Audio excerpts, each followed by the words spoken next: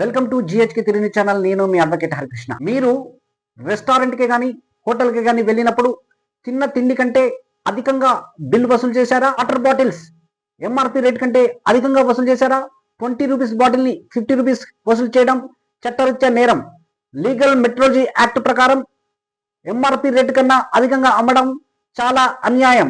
అదేవిధంగా హోటల్లో రెస్టారెంట్లో సర్వీస్ ట్యాక్స్ జిఎస్టీ ఉంటుంది, కానీ సర్వీస్ ఛార్జ్ అని కొత్తగా వసూలు చేస్తున్నారు. మీరు సర్వీస్ ఛార్జ్కి ₹1 కూడా కట్టవలసిన అవసరం లేదు.